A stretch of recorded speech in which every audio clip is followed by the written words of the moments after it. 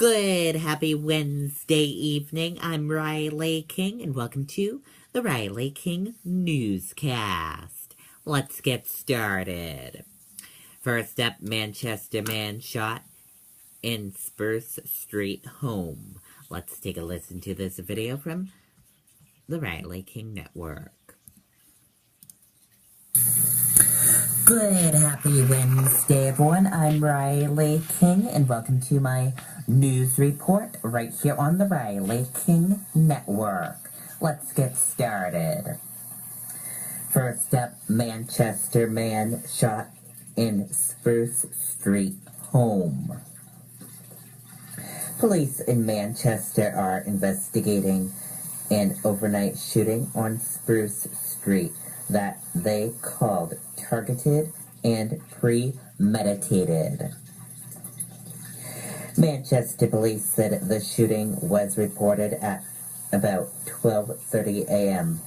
Wednesday. Investigators said a man was shot in his hand inside his home on the 300 block of Spruce Street. He is expected to recover. Surveillance video shows two people dressed in Tyvek hazardous material suits leaving the area. One of them appears to have a foot injury. Police said they aren't sure what happened, saying that the homeowner is not cooperating with the investigation. It's frustrating for our detectives who work tirelessly when they go to an incident like this, Lieutenant Brian O'Keefe said. When you have uncooperative victims, it makes it very difficult to come up with a positive solution or conclusion to a case when the victim is highly uncooperative, such as this incident. Police said anyone with information should call them. And that is for my news report right here on the Riley King Network. I'm Riley King reporting for the Riley King Network. Have a great rest of your Wednesday, everyone. Okay, and there you go on that report. And hopefully you enjoyed that news report. New Hampshire man survives after getting pinned under tractor tanker truck on Route 101. A Milford man miraculously escaped injury after his vehicle ended up pinned beneath a tractor tanker truck on Wednesday.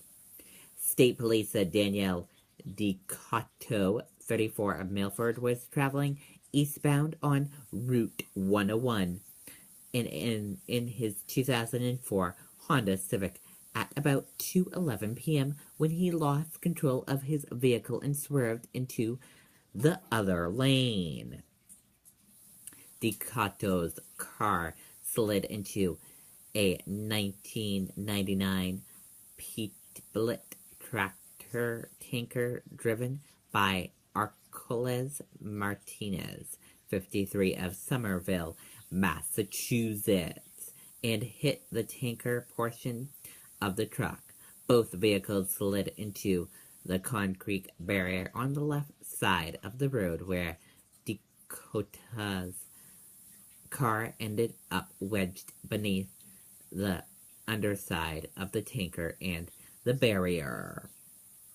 Dakota was able to climb out of the passenger window of his car and escape from under the tanker unharmed. Martinez suffered minor injuries and was transported to Exeter Hospital for treatment. The left lane of Route 101 was closed for about an hour to 15 minutes as the wreckage was being cleaned up. Police said the accident is still under investigation, but that excessive speed from the existing weather conditions may have contributed to the accident. Anyone with information related to this accident is asked to call New Hampshire State Police at 603-223-8490. Obama talks about Chelsea Manning, communication, WikiLeaks, and his daughter reaction to the election. Let's take a listen to this video from ABC News. Has served a tough prison sentence. So the notion that the average person who was thinking about disclosing vital classified information would think that it goes unpunished, I don't think would get that impression from the sentence that Chelsea Manning has served. It has been my view that given she went to trial, that due process was carried out, that she took responsibility for her crime, that the sentence that she received was very disproportionate relative. Okay, and there you go on that part of the video. If you want to see the full video, just go to abcnews.go.com.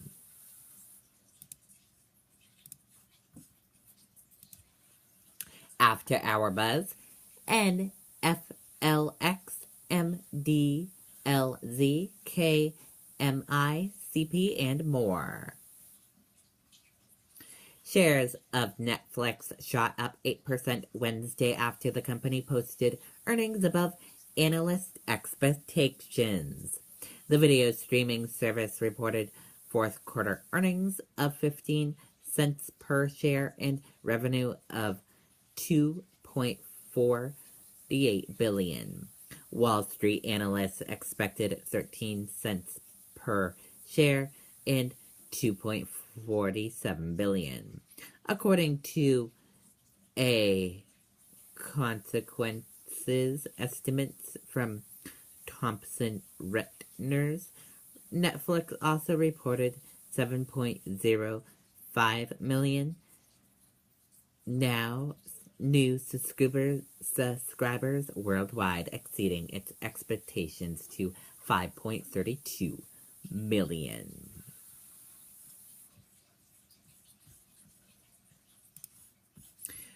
George H.W. Bush, Barbara Bush, both hospitalized, spokesman says. Let's take a listen to this video from CNN.